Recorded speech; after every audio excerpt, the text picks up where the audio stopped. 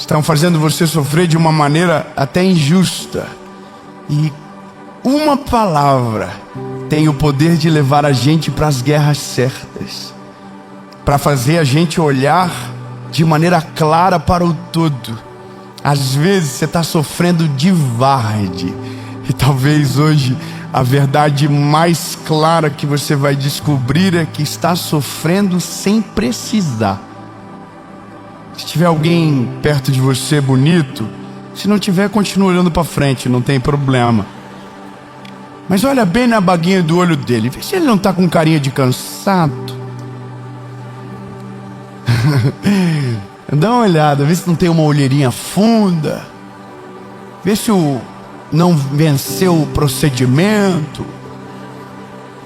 Se tá com cara de cansado, às vezes não é nem porque acordou cedo, é só porque tá sofrendo algo que nem de fato tá acontecendo.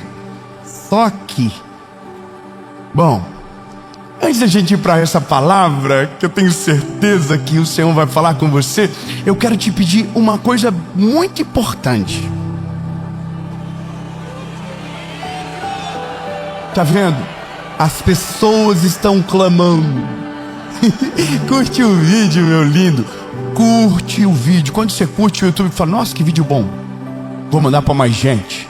Entendeu? Então curte o vídeo, comenta, compartilha, evangeliza com essa mensagem. Manda para alguém que você sabe que precisa. Peça para Jesus: Senhor, me dá um nome para mandar essa mensagem. Às vezes vai da sogra, manda para ela, pro sogro, manda para a família, pro grupo de amigos que você tem vontade de sair toda semana. Manda lá e deixa. Mas seja instrumento de Deus agora. E se você não é inscrito no nosso canal, se inscreve. Ai, tem sininho. Sério, sininho. Ativa o sininho. Toda segunda-feira às 5 horas da manhã e quinta-feira às 7 horas da manhã tem uma palavra de Jesus por aqui. E agora, antes de ir para o vídeo, o meu último convite para você é sobre a nossa associação evangelística, para você conhecer e fazer parte daquilo que Jesus está fazendo. Nós começamos um projeto novo e que Deus tem colocado tanto amor no nosso coração.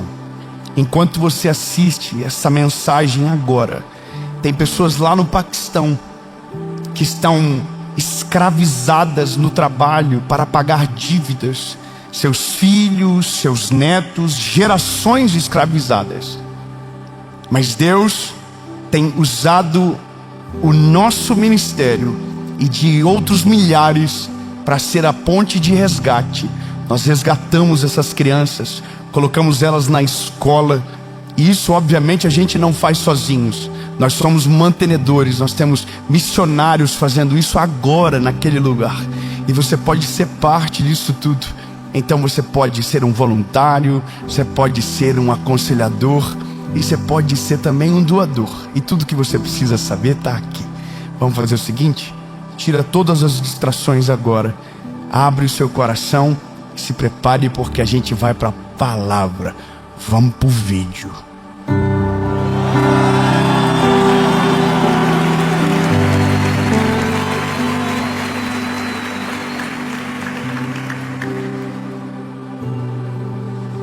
Ai.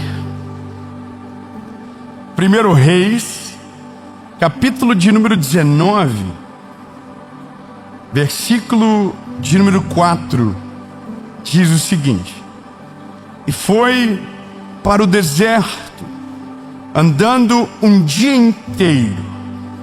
Aí parou, sentou-se na sombra de uma árvore e teve vontade de morrer. Então orou assim: já chega, ó Senhor Deus, acaba agora com a minha vida.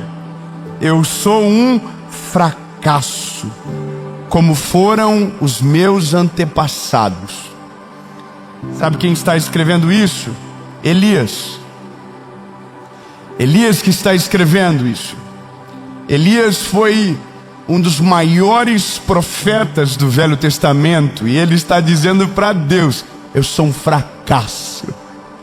Elias foi um homem usado por Deus num dos tempos mais sombrios de Israel, aonde o paganismo, a adoração ao Deus de Baal, era a realidade daquele povo. Havia um rei chamado Acabe, casado com uma mulher chamada Jezabel, e eles eram extremamente cruéis, eram pessoas do mal.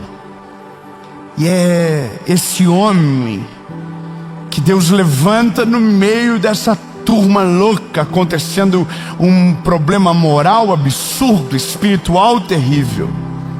E esse homem ora e o céu se fecha por 3 anos e meio. E é esse homem que está dizendo: eu sou um fracasso. É esse homem que está dizendo: eu sou como meus antepassados, tira minha vida. É ele que está dizendo. Então ele diz: me leva dessa terra. Ele vai para longe, ele vai para o deserto, ele se esconde numa caverna. Mas esse homem orou e durante 3 anos e meio não choveu na terra. E teve um dia que ele foi e orou, e a Bíblia diz que o fogo desceu e consumiu o altar. A chuva caiu de volta. E a Bíblia diz que nesse dia ele matou 450 profetas de Baal. E havia também os profetas de Azerá, cerca de 400, que a Bíblia não diz o que ele fez, mas talvez esse homem, poderoso na batalha, cheio de Deus e de autoridade, que ora e o céu fecha, que ora e o céu abre, está dizendo: eu sou um fracasso, me mata, tira minha vida. É doido imaginar que esse vencedor, esse homem, ele está vivendo isso. E aí, a parada é, porque um bilhetinho chegou para ele. Um bilhetinho chegou para ele. Jezabel mandou: eu vou fazer com você em 24 horas o mesmo que você fez com os profetas. E um bilhetinho fez ele dizer tudo que a gente leu: eu sou um fracasso, tira minha vida, fugitivo. Derrotou 450 profetas da espada e fugiu de um bilhetinho. Sabe o que é isso? É a prova que algumas coisas têm o poder de dominar a nossa mente e criar uma história fictícia que a gente acredita numa guerra que nem aconteceu. É tão doido imaginar que esse homem está dentro de uma caverna, escondido, morrendo de ansiedade, de medo, de uma mulher chamada Jezabel, sendo que os profetas dela foram mortos por ele, sendo que ele orou e o céu fechou, sendo que ele orou e o fogo desceu. Mas essa é a parada: quando nós somos dominados pelo sentimento errado, nosso cérebro apaga aquilo que deveria controlar a positividade ou a fé do nosso espírito, do nossa alma.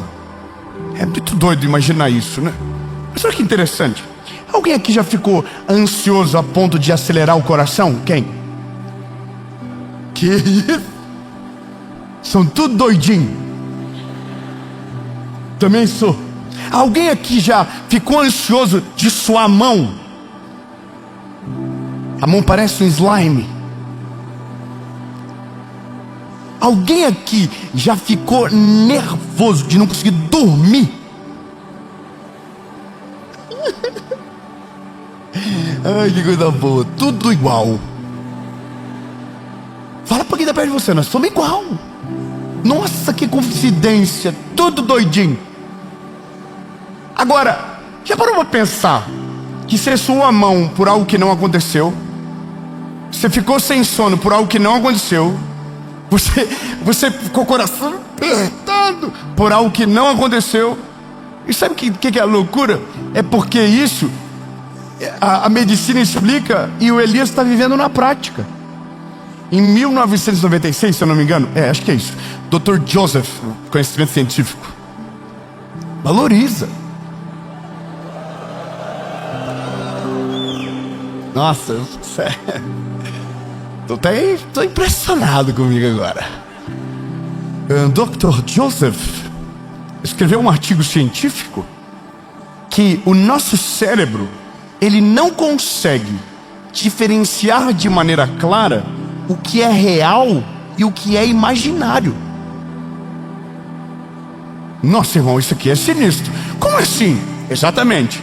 Tem coisas que estão na tua imaginação que o teu cérebro não sabe se é verdade, mas ele faz o teu corpo reagir como se aquilo estivesse acontecendo. Existe uma... Tem mais conhecimento por aí agora.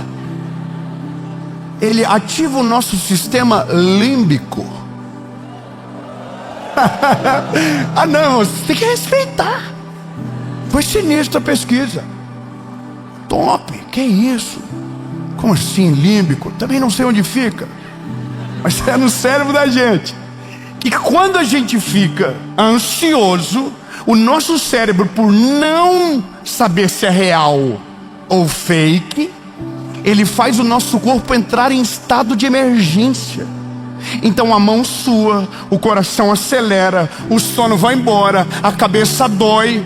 Ou seja, o nosso corpo sofre por algo que não está acontecendo, porque uma informação entrou aqui e governou o nosso corpo. Por isso que está cheio de gente com cara de cansado, que estão vivendo guerras que não estão acontecendo, estão lutando guerras que não estão acontecendo, estão sofrendo e chorando por algo que nem sabe se vai acontecer.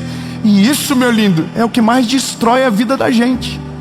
É como se a gente estivesse no dia certo, na hora certa, na presença de Deus, que é maravilhoso para fazer tudo aquilo que Ele tem o poder para fazer pela Sua palavra, e a gente está vivendo algo na frente do que Deus não falou, no lugar aonde Ele não nos chamou, e a gente está lá. A gente está preso no negócio. Quando eu olho para Elias, eu estou pensando, Elias, faz uma leitura rápida, analisa o tamanho do inimigo, mas tem uma parada que a gente não pode ignorar. Elias está cansado. Elias está cansado. Então, alguém cansado não pensa direito. Eu tenho a minha esposa, ela com fome não pensa direito. Desabafei. Fica com um mau humor terrível. Faz parecer que eu nem sou esse príncipe. Me trata mal. Pronto, já desabafei. Agora eu continuo na parte do Elias. Brincadeiras à parte, o Elias, ele é um homem de Deus, só que ele está cansado. Só que olha o problema de, além de estar cansado, a Bíblia diz que ele se isola. Ele vai para o meio do deserto. Irmão, já dizia minha mãe, cabeça vazia é a oficina do... Ninguém chamou ele aqui não. Cabeça vazia é a oficina. Quer dizer, você está cansado, agora você vai e se isola. Aí ele se isola. E ele se isola, e tem mais um fator: ele está decepcionado. Sabe por que ele está decepcionado? Porque ele criou uma expectativa no coração.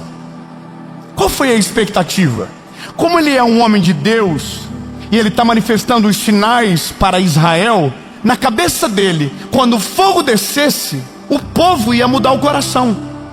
O povo ia reconhecer que o Deus de Israel era o Deus Jeová, que era ele. Mas a Bíblia diz que o povo é de coração duro. Então ele está cansado, decepcionado, porque o fogo desceu e ninguém mudou nada. Então agora, cansado, decepcionado, isolado, o que acontece?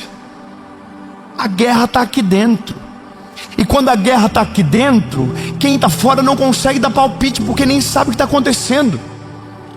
Você sabia que a maioria das pessoas vive em crises silenciosas, e a vida está uma loucura aqui dentro, mas fora está tudo bem.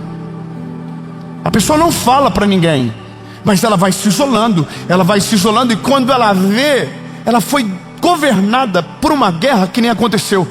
Por que Elias está morrendo de medo? Elias está morrendo de medo porque agora cansado, decepcionado e também isolado, ele não consegue ter uma visão clara de tudo.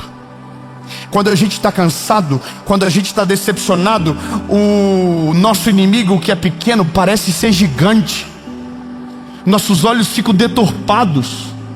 Então a gente sofre por uma guerra que não aconteceu e que a gente teria condições plenas de vencer, simplesmente por causa da ansiedade.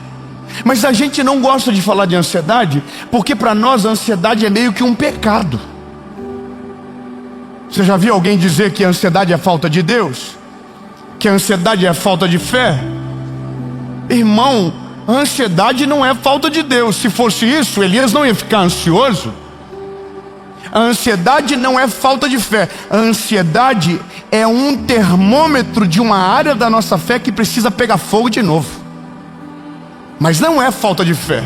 Porque se fosse falta de fé, quando Deus fosse encontrar ele na caverna, Deus ia chegar metendo louco. Mas a Bíblia diz que ele não fez isso. Deus sabe tratar com gente ansiosa. Deus sabe tratar com gente ansiosa. Só se fosse você, estava dando glória a Deus pelo menos. Eu vou melhorar, eu vou dizer de novo. Deus sabe trabalhar com a gente. Deus sabe. Deus sabe que se chegar muito na vida louca, nós espanamos, nós já se perdemos, tropicamos na própria pé, e quando veja, foi embora. Deus sabe como chegar. Elias está dentro de uma caverna, chorando, gritando para Deus levar ele. Aí a Bíblia diz que Deus vai por parte. Deus manda um anjo na frente. Irmão, Deus é maravilhoso, fala sério. Deus mandou um anjo na frente. O que o anjo tinha? Comida. Irmão, pelo amor de Deus. Comida, pão e água.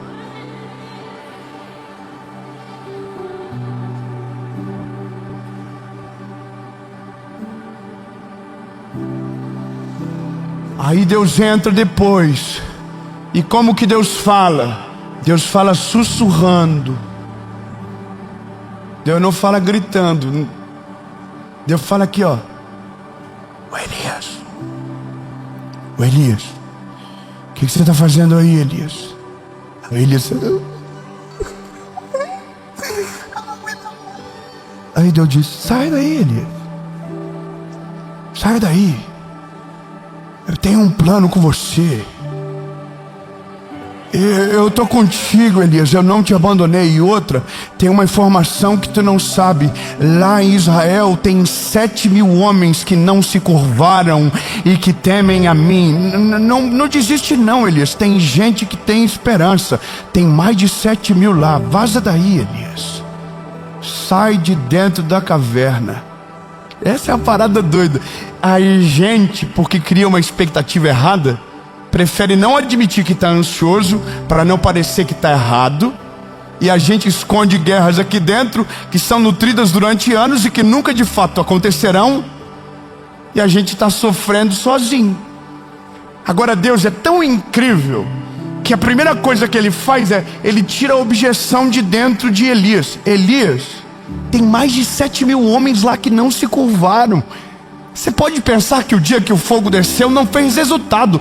Fez sim, Elias. Tem 7.000 homens lá, Elias.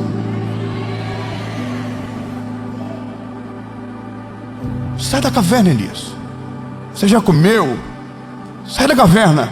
Agora, a loucura de tudo é imaginar o seguinte: que nós, na maioria das vezes, estamos exatamente nessas circunstâncias, paralisados na vida, com medo de coisas que não era para ter medo, com guerras que não acontecerão, mas para a gente parece que vai acontecer. E a gente está vivendo assim, angustiado e sofrendo, e parece que a gente não entrega de fato para o Senhor o negócio. A questão importante é, a ansiedade, ela não é falta de fé. Isso você precisa ter certeza disso. Eu vou falar de novo para você fixar. A ansiedade, ela não é falta de fé. A ansiedade, ela não é a ausência de Deus. Não, meu lindo. Quando você está ansioso, Quando você está passando por essa circunstância, é nesse dia que Deus aparece para você. Se fosse pecado, Ele não ia te encontrar. Se fosse, Ele não ia te achar. Mas Ele sabe o que você sente. E sabe como Ele resolve? Ele clareia a tua visão. Ele faz ver você enxergar que tem guerras que não vão acontecer, que só está dentro da sua cabeça. Que existem derrotas que não vão acontecer, que só está dentro de você. Que tem problemas que não existem, só estão dentro de você. E quando Ele abre os nossos olhos, Ele nos traz para a estação presente. E os nossos olhos se esquecem daquilo que estávamos olhando, que a nossa imaginação criou para desfrutar aquilo que Deus nos deu agora para viver. Elias, eu tenho uma informação para você. Tem 7.000 homens que não se curvaram. Há uma esperança. Levanta a cabeça.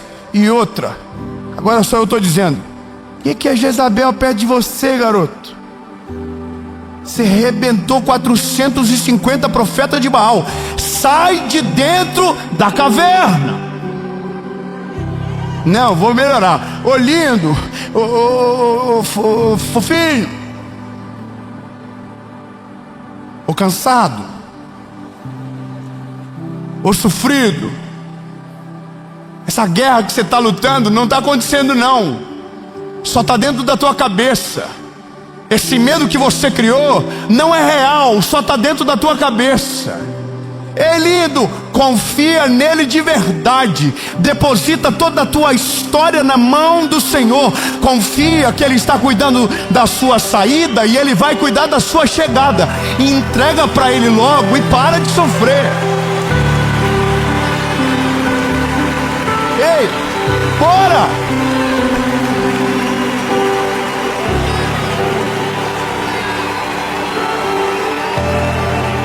Sabe, eu preciso falar isso para você. A guerra não era nem do Elias, a guerra era do Senhor. Tem gente morrendo por uma guerra que nem é dele, sofrendo por uma guerra que nem é dele. Mas sabe, antecipadamente, que é a coisa mais absurda, sofrendo por antecipação. Vou deixar claro, o ansioso sofre de varde e sofre por antecipação. Não tem nada acontecendo, não tem BO de fato, não tem guerra, não tem luta, tá só aqui na cabecinha dele. Então, porque só tá aqui na cabecinha dele, o corpinho dele pensa que é real. Então tá com uma cara de sofrido, tá com uma cara de acabado. Mas eu tenho uma notícia para você, lindo. Jesus está chegando na caverna que você se escondeu, no meio desse sentimento de derrota, de ansiedade, de perda. E Ele está dizendo para você: ei, eu estou no controle, relaxa. Eu estou cuidando de todas as coisas. Eu cuidei ontem, eu cuidei hoje e eu vou cuidar amanhã. Eu estou com você, não perdi o controle.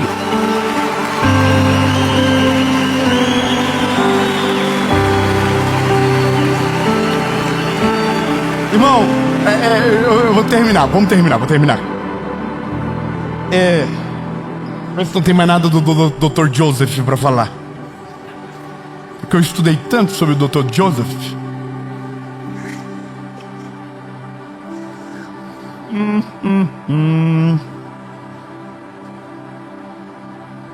Gostei. Terminei tudo do Joseph. Agora é você que tem que resolver aí. Obrigado, irmão. Glória a Deus lá em cima. Então, vamos resolver nós aqui. Como que a gente resolve um problema que não aconteceu? Já parou pensar que é meio sinistro isso? Se a ansiedade está conectada ao que não aconteceu, como que a gente resolve um problema que não aconteceu? Irmão, sabe o que é o problema? É que eu sou muito ansioso. Eu vou ter que ver essa mensagem umas 3 vezes por mês, pelo menos. Eu vou gravar a série em Belo Horizonte. Será que vai dar certo? Será que o povo vai? Será? Será que o povo lá é tão animado como... Não, a hora que eu tô pensando: Senhor, me ajuda. Eu não conta, Senhor, ó céu, ó vida, ó azar. Aí eu chego em Belo Horizonte e vocês estão aqui. Fala pra mim, para de ser tonto. Deixasse para sofrer no dia então, pelo menos. Mas não, a gente está tentando viver uma estação da vida que os nossos olhos nem conseguem enxergar. Então eu tenho uma boa notícia para você. Dá para resolver um problema que não existiu. É só trocar a fonte é só trocar a fonte do sentimento que nos governa. Quer ver? André, é para você que vai casar essa aqui. Tá ansioso? É lua de mel, né? A Pai Santo tá só pensando como vai ser.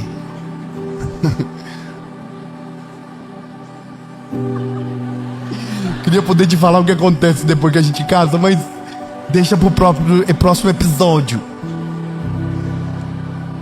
Escute, se o sentimento de ansiedade produz no nosso corpo dores que não existem, existe um sentimento que produz no nosso corpo o que de fato também ainda não aconteceu. Tá, vou tentar melhorar. Se o sentimento é de ansiedade, a mão sua. Se o sentimento de ansiedade ele nos governa, o coração acelera. Não, pelo amor de Deus, não, vamos junto, vamos lá. Eu vou fazer a introdução para vocês entenderem então, porque eu acho que alguém esqueceu. O nosso cérebro, ele não sabe o que é real e o que é verdadeiro. Então, se a gente está ansioso, nosso cérebro, porque está processando uma guerra inexistente, ele faz o nosso corpo entrar em estado de emergência. Então a mão sua, o coração acelera, a cabeça dói, certo? Se o nosso corpo sente o que a gente pensa, então, se a gente mudar o sentimento, o nosso corpo vai ter uma reação também. Então, tire a ansiedade e coloque a confiança em Deus dentro de você. Coloque dentro de você. Não, calma. Coloque dentro de você a oração. Coloque dentro de você o clamor. Coloque dentro de você a fé. E algo vai acontecer com o seu corpo. Ele vai entrar em descanso.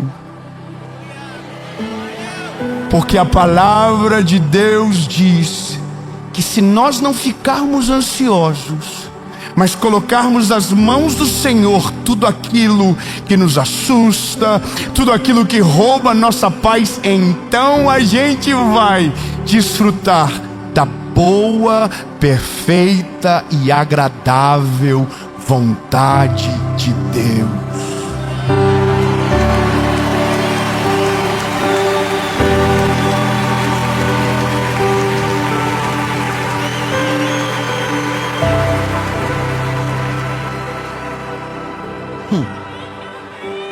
Eu também.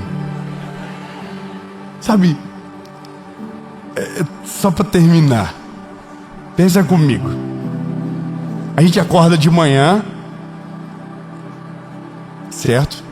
E naquele dia, a gente tem uma entrevista de emprego.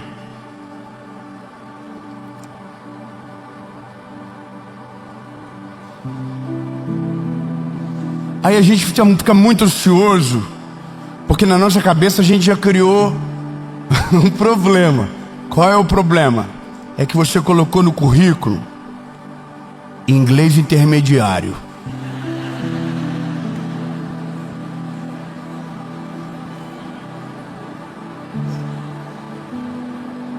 Então o que você imagina? Que você vai chegar na entrevista e o entrevistador vai falar assim: How are you? What's your name? E você vai falar: I'm fine, thanks. My name is. Você está pensando, nossa, ele vai perguntar tudo em inglês, e pronto, acabou. Eu sou intermediário, mas é que eu falo espanhol também, então eu confundo às vezes. Sabe que você tem que saber que talvez o teu entrevistador também colocou no currículo dele que o inglês dele era intermediário. É só um exemplo para você entender que de fato a gente não consegue saber o que vai acontecer no minuto após. Você não sabe o que de fato te espera. Você não sabe o que a vida vai lhe trazer.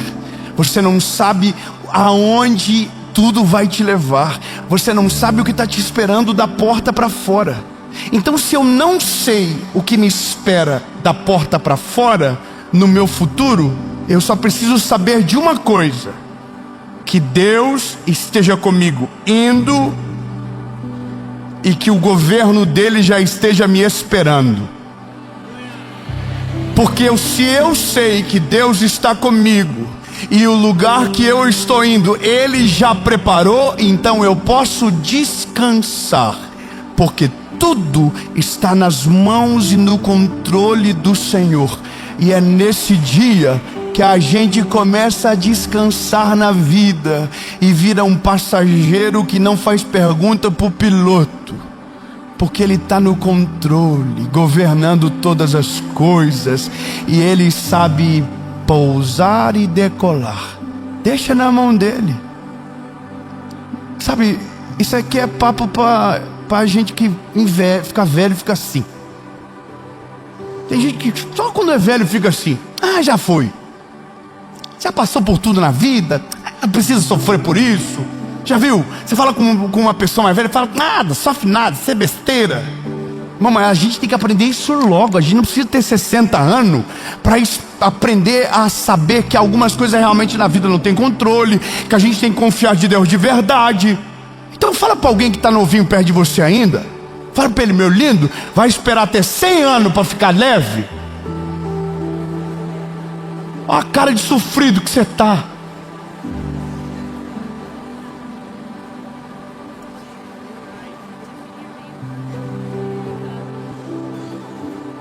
Quando a gente vê alguém ser rugo, o que a gente diz? Parece que não tem problema.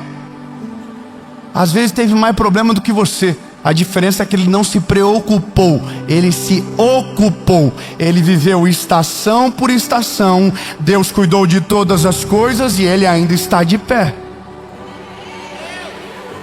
A gente está muito preocupado. Quem está muito preocupado está vivendo no futuro, morando no presente. Então não desfruta do presente e não tem nenhuma certeza sobre o futuro. Agora, quem está descansado sabe que o futuro Deus está comandando e que no seu presente reside a paz que excede todo entendimento. E essa é a graça da vida. Quem descansa no eterno vive uma vida de plenitude. Mesmo no meio da tempestade, ele confia que o Deus que lhe chamou pelo nome tem poder para andar por cima das águas e acalmar qualquer tempestade.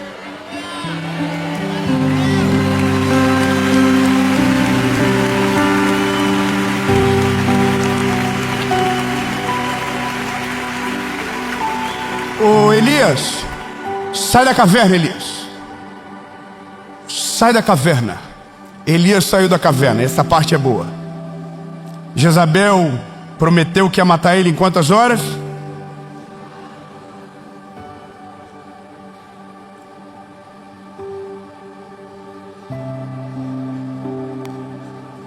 Eu preciso que vocês aumentem a expectativa agora. Vai ser sinistro. O final é melhor do que tudo. Não, eu ensaiei para essa parte. Você não está entendendo?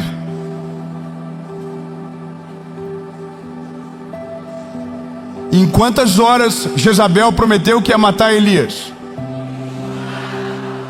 Vou falar para você. Passou 24 horas e Jezabel não conseguiu. Obrigado, glória a Deus. Passou 48 horas, Jezabel não encontrou Elias. Passou 72 horas, Jezabel não achou Elias. Passou um mês, Jezabel não achou Elias. Passou um ano, Jezabel não achou Elias. E Jezabel pode procurar o resto da vida dela, porque a Bíblia diz que Elias não experimentou a morte. A Bíblia diz que ele subiu transladado numa coluna de fogo. É lindo! A palavra dela não conseguiu cumprir.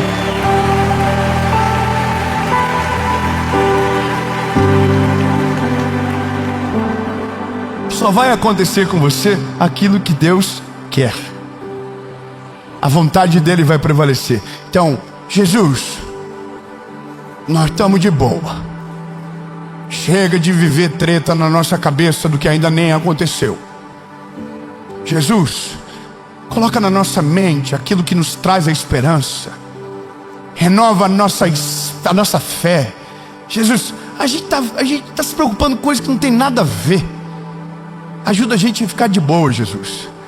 Porque já é muita treta nessa terra para a gente ficar se incomodando com o que ainda nem aconteceu. Então, príncipe, nós amamos tanto o Senhor, que o que a gente quer experimentar em 2026 é dessa paz que está na palavra. A paz que excede todo entendimento. Produz descanso para a nossa alma. Traz alento para o nosso espírito, Jesus. Porque a partir de hoje, a gente não está mais com controle. A gente não está mais tentando. Você vai vencer na sua casa. Exatamente. O mundo está cheio de batalhas fora de casa, mas a nossa primeira batalha, e essa batalha você não vai perder, a sua família vai vencer, e nessa guerra você sairá vitorioso. Deus cuidará da tua família, Deus cuidará do teu casamento, Deus cuidará dos teus filhos, e Deus fará algo poderoso através da tua geração. Não é um fim aonde Deus chega para fazer um novo começo. Amém? Eu só quero te pedir uma coisa antes de a gente começar o vídeo. Isso. Curte o vídeo, é rapidão. Curte o vídeo, comenta, compartilha, manda para os amigos, manda para toda a sua família, manda para quem você deseja, que quer que vença na sua casa, que tenha essa vitória extraordinária. Manda para todo mundo. Quando você faz isso, o YouTube entende que é um conteúdo relevante e manda para mais pessoas. E por último, antes da gente começar, eu quero que você saiba que toda segunda, às 7 horas da manhã, eu tenho uma palavra de Jesus para você por aqui. E toda a quinta, às 7 horas da manhã, a gente tem uma mentoria de vida, uma palavra de direção para a sua história. E se você acha que é pouco, de segunda a sexta, no SBT, às 7:30 da manhã, eu quero convidar você para começar o dia com esperança. Aleluia! Você pode celebrar ao nome dele, ele está fazendo coisas extraordinárias. Aleluia! Confesso que hoje está difícil para eu pregar, está difícil, mas eu preciso começar logo. A última coisa, antes da gente começar, eu quero te convidar para fazer parte da nossa associação evangelística. Aleluia! O que Jesus tem feito tem sido extraordinário. Nós acabamos de adotar uma escola no Paquistão. Estamos cuidando de crianças lá agora, que eram escravas das fábricas de tijolos e agora estão sendo cuidadas, alimentadas através da nossa escola Preach, que é base da nossa associação evangelística. Além de tudo que Deus tem feito no nosso país, das vidas alcançadas, eu quero convidar você para ser parte, ou como um voluntário, ou como um doador. E para você que quer conhecer mais, todas as informações estão aqui abaixo. E agora, vamos pro vídeo.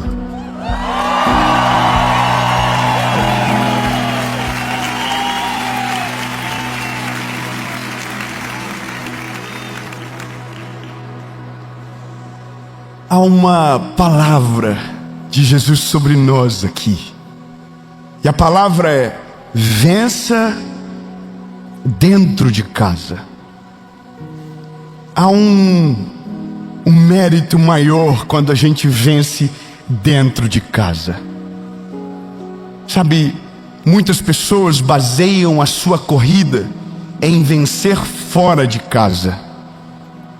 em alcançar milhares de pessoas, em prosperar e ficar muito rico. Mas a batalha mais importante que alguém pode lutar e vencer é a batalha pela nossa família, é a batalha pela nossa casa. E nós hoje, infelizmente, estamos vivendo em um tempo estranho, aonde estão nos contando histórias que estão ajudando milhares de pessoas a desistir da família. Enquanto tem pessoas que sonham em casar, estão lutando para encontrar a pessoa da vida, tem gente casando com tudo para ficar junto, separando, perdão, com tudo para ficar junto por quase nada, desistindo e mostrando que esse é um cenário real. Enquanto tem gente que tem um sonho de ter um filho e que talvez por uma enfermidade, por uma condição física, não consegue. Tem gente que Deus deu filhos e não para segundos na frente para amá-los de perto. E eu quero que você entenda: nenhuma vitória nessa terra justifica o fracasso de uma família. Não adianta absolutamente nada você vencer nesse mundo, não adianta absolutamente nada você ficar endinheirado se você não ter para onde voltar. Não adianta ser respeitado pelo mundo e rejeitado na sua casa. Não adianta ser aprovado pelo mundo e reprovado por Deus. O seu maior ministério, a sua maior responsabilidade, a sua primeira missão e a mais importante se chama família. Eu quero que você entenda: a sua família é o maior presente que Deus te deu depois da sua salvação. Nada e ninguém é mais importante do que as pessoas que Deus colocou dentro da sua casa. Você compreende isso? Agora, eu preciso pela palavra. E a palavra, ela é cura para a nossa alma. 1 Samuel, capítulo de número 2, versículo de número 12, diz o seguinte: ora, os filhos de Eli eram filhos de Belial. Eles não conheciam o Senhor. Eu quero que você escute isso. Eles não conheciam o Senhor. Sabe o que é isso? Imagine o maior pregador do nosso tempo. Imagine um homem que você ama ouvir, e um dia você descobre que os filhos dele não conheceram ao Deus que o pai deles pregou para milhares. É exatamente isso a realidade desse texto. Um homem extremamente respeitado. Eli, para você ter uma noção, ele foi, no seu tempo, um grande sacerdote. Foi o sumo sacerdote. Mas ele não era só isso, ele também era, olha quanta coisa, ele também era juiz de Israel. Mas ele também não era só isso, ele também era o guardião da arca da aliança.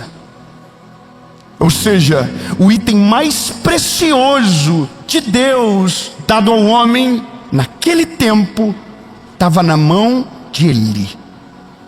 Então ele é um homem civilmente respeitado, ele é um homem religiosamente respeitado, ele é um homem que todo mundo, uau, que coisa incrível!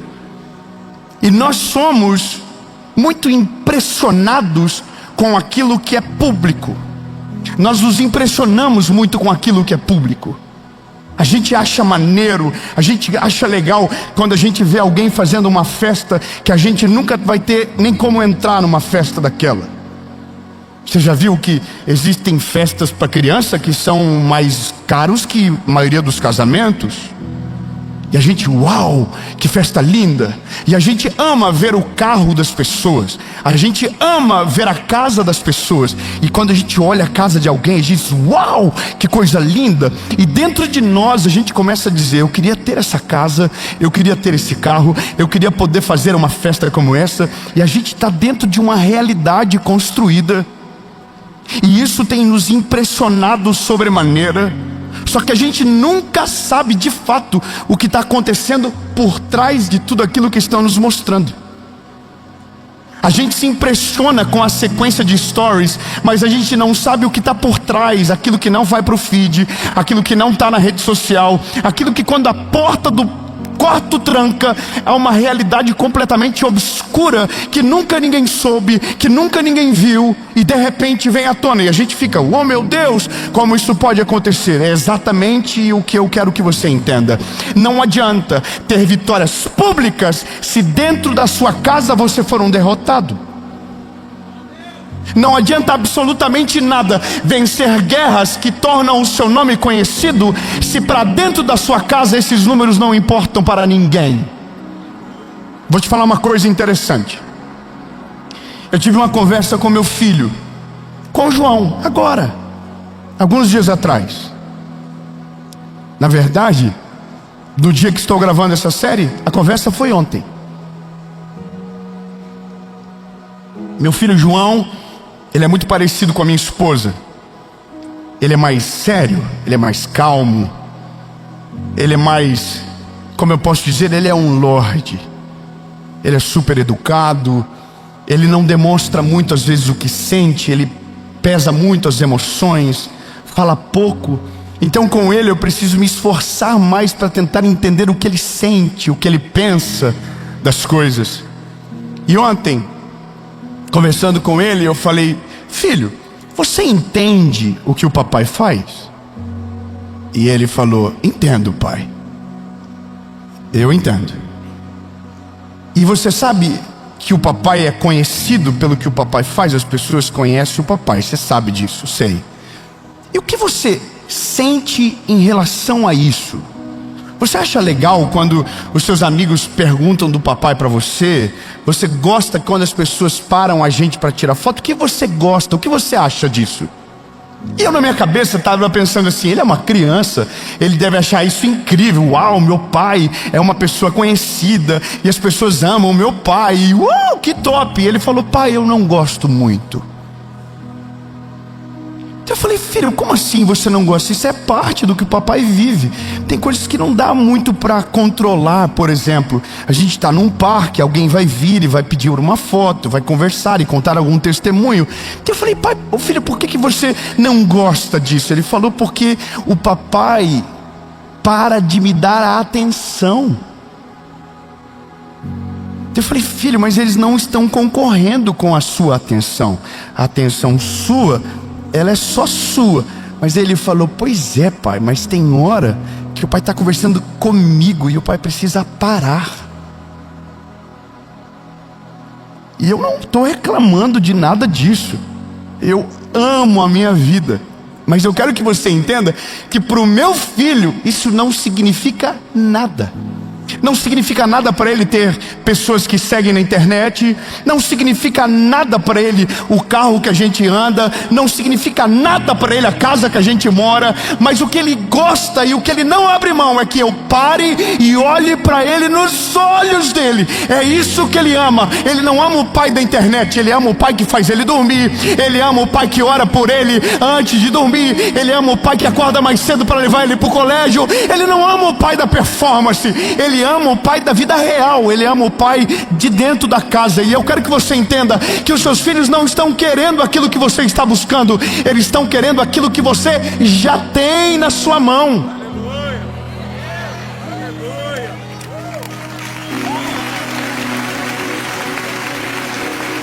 E aí a gente segue.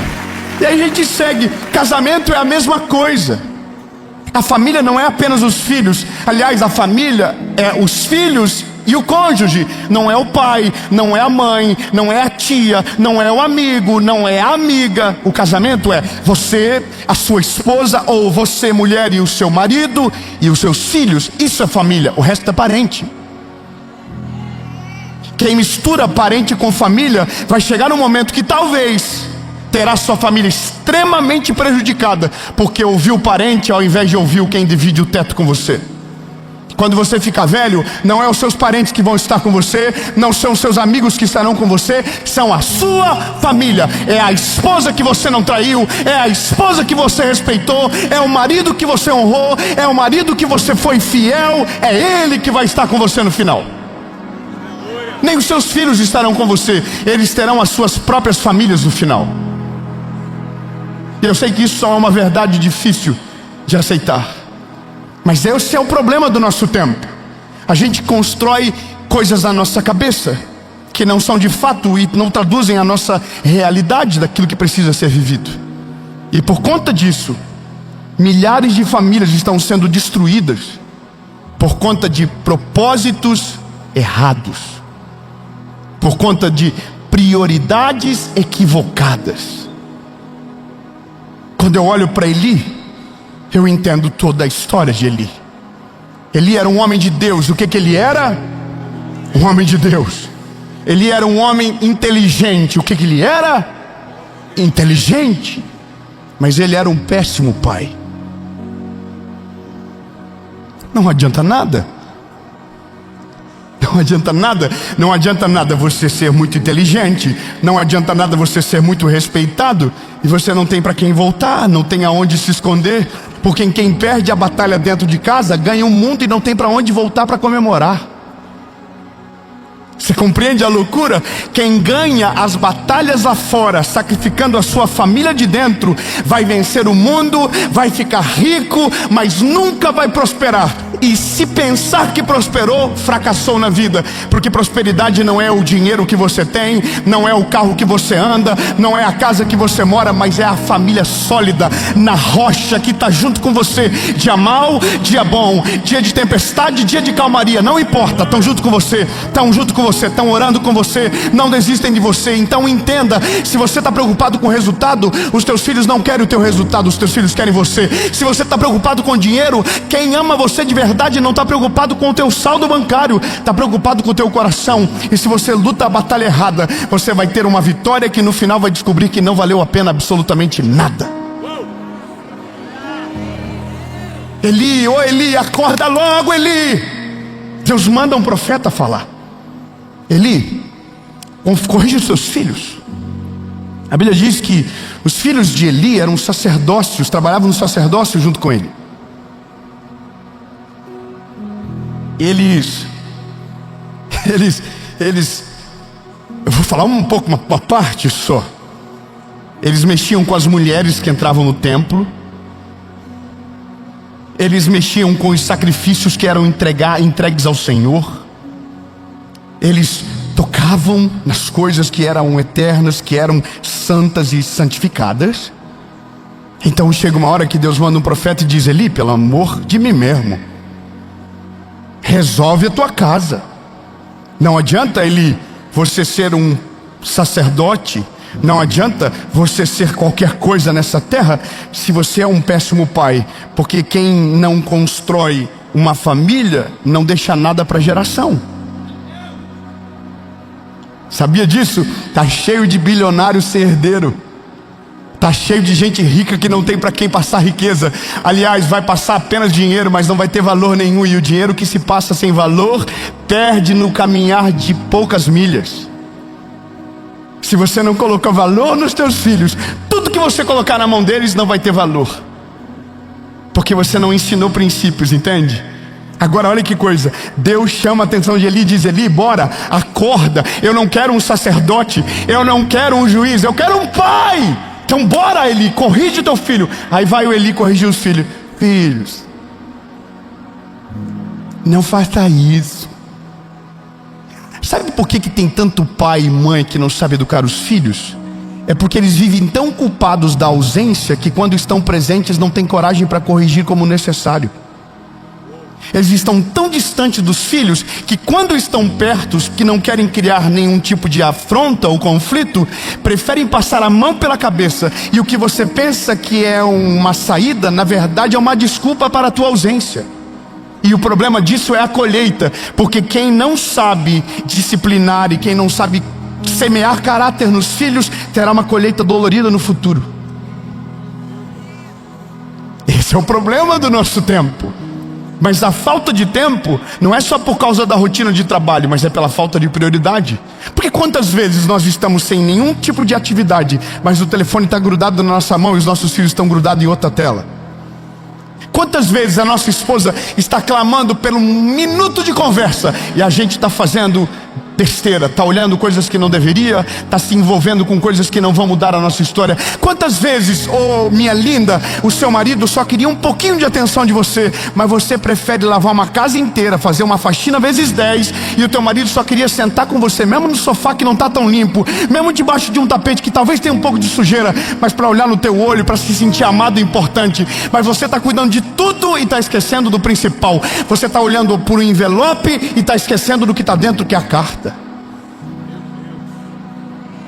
Me desculpa falar isso para você hoje, meu lindo, mas eu não quero que a minha geração perca a guerra dentro de casa. Nossa família vai prevalecer, a nossa família vai superar as crises. A sua família, escute isso, a sua família vai prevalecer todas as crises. A sua família vai prevalecer todas as tempestades. Não importa o vento, não importa o tamanho da tempestade, se a sua família estiver unida e Jesus for o centro da sua casa, você vai vencer. E quando eu digo você, não é mais você sozinho, é você e a sua casa, você e a sua família, você e os seus filhos. Garra isso para você.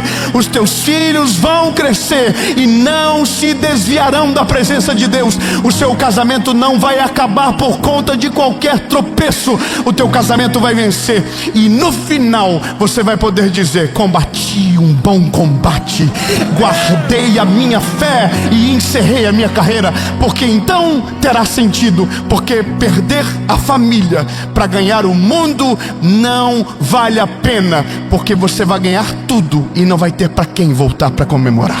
Deus! Aleluia!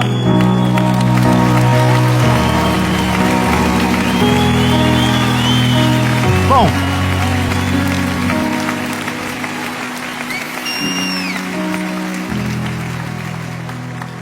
a Bíblia diz que Eli vive uma grande derrota na sua vida. Ele tinha algo precioso que ele carregava. Lembra do que era? A Arca da Aliança. Mas os filhos dele foram para a guerra e a arca estava junto.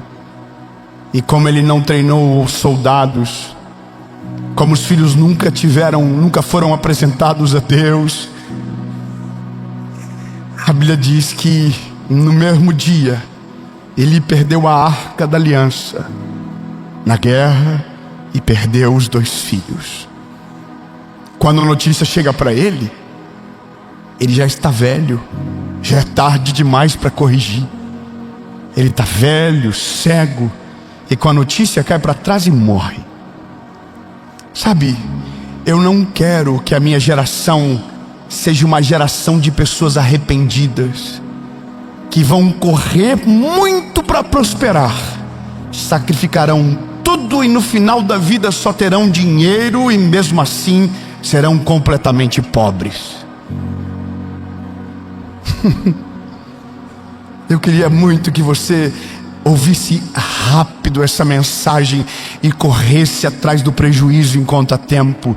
A sua esposa precisa de você, o seu marido precisa de você, os teus filhos precisam de vocês dois. Eles não precisam de um divórcio, eles não precisam de uma separação amistosa, eles não precisam que vocês sejam amigos, eles querem que vocês sejam os pais deles para o resto da vida. Eles querem aprender o amor dentro de casa, não fora. Eles querem aprender disciplina dentro de casa, não fora. É lindo, você não vai viver uma vida de arrependimento. Eu quero declarar no nome de Jesus que você vai chegar no final e o seu casamento ainda estará intocável e os teus filhos vão amar você e o Deus que você serviu. A minha maior vitória não é estar num palco e muita gente me ouvindo. A minha maior vitória é voltar para casa e os meus filhos amarem quem eu sou. A minha maior vitória não é aparecer numa televisão. Não. Minha maior vitória é eu estar no trabalho de escola do meu filho, com a minha foto lá dizendo: eu quero ser igual o meu pai quando eu crescer.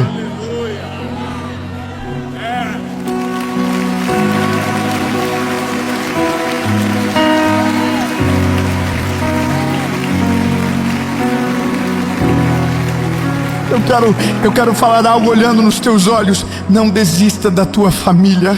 Não desista do teu casamento. Não desista dos teus filhos. Não desista daquilo que Deus nunca desistiu e nunca desistirá. Tão lindo, se recomponha, corre atrás do prejuízo, pede perdão, senta no chão se necessário for, olha na baguinha do olho de quem Jesus deu para você. Lembra, tem gente que sonha em ter e nunca conseguiu, e você tem, valoriza. Tem gente até hoje que não encontrou a pessoa da vida, Deus já te deu. Talvez você que não percebeu pelas decisões erradas que está tomando. Então volta, reconstrói o caminho, valorize aquilo que Jesus te deu. Vença dentro de casa, porque quem vence dentro de casa, as vitórias de fora não somarão na parede, porque a maior vitória você já tem, que é paz. É bom prosperar, é bom uma casa maior, é bom um carro maneiro, é muito legal. Mas nenhum sucesso terreno vale a pena se sacrificar a sua família. Nenhuma corrida na terra vale a pena se os escombros para construir esse edifício for a sua família. Não vale a pena. Entenda, meu lindo, construa uma base forte, a mesma base que te envia, te recebe, a mesma base que te abençoa, te gratifica quando você volta. Entende? Então, não acredite no que você está ouvindo. Eu queria poder ser bem franco com você, e acho que até você. Deixa eu falar uma parada: não existe amigo de ex, tá?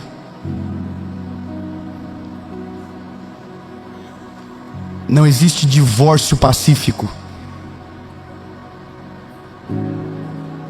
Estão mentindo para você. Estão mentindo para você. Estão fazendo você pensar que dá para casar e, se quiser, divorcia. Estão mentindo para você. Estão mentindo para você. Ei, lindo, não dá para educar um filho só no colégio. Ele precisa do pai e da mãe. Não dá.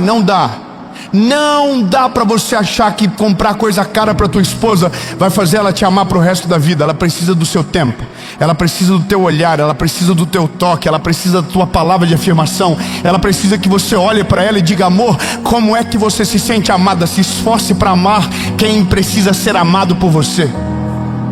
Sabe o que eu percebo? Tem gente que é legal para todo mundo, mas dentro de casa não serve. Eu vou falar novamente. Tem gente que é legal para todo mundo. É legal para amigo, é legal para sócio, é legal para as amigas, é legal para todo mundo, mas dentro de casa é uma pedra.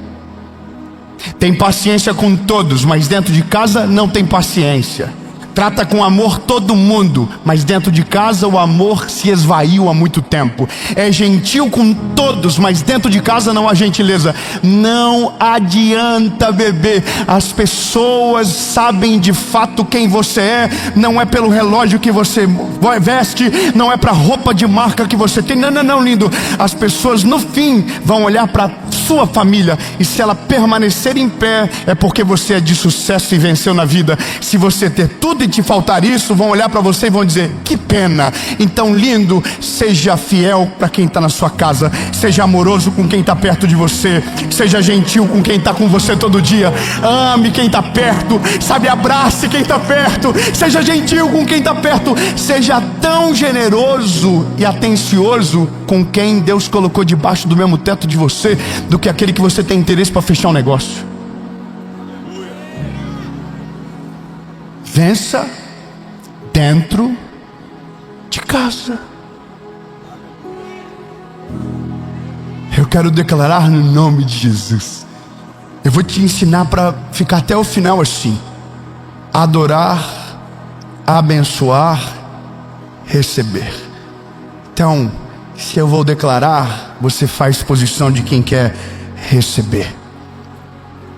Eu quero declarar em nome de Jesus sobre você, sobre a sua família: você vai vencer dentro da sua casa. Os seus filhos não...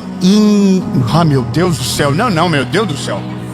Não, vamos com expectativa.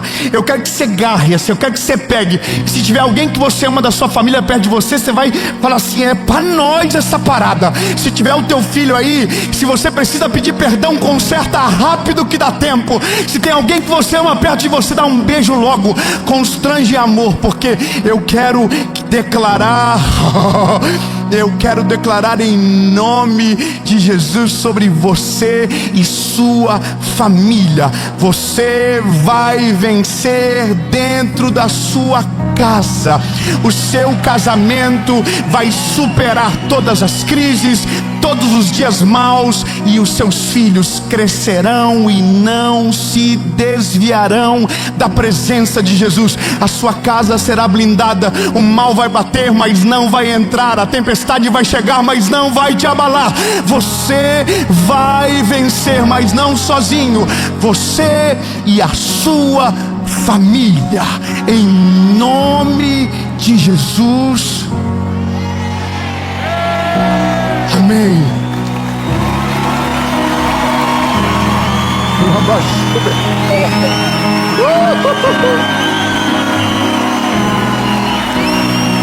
Aleluia. Deus, em nome de Jesus nós oramos. Oramos pelas famílias agora, Jesus. Oramos pelos filhos, oramos pelas mães, pelos maridos, pelas esposas. Casamentos que talvez estavam por um fio para acabar, mas hoje a guerra começa. Os maridos não desistirão das suas esposas, as esposas não desistirão dos seus maridos, os filhos não desistirão dos seus pais, os pais não desistirão dos filhos. E em nome de Jesus haverá conserto, em nome de Jesus haverá restauração, em nome de Jesus haverá paz dentro dos lares, em nome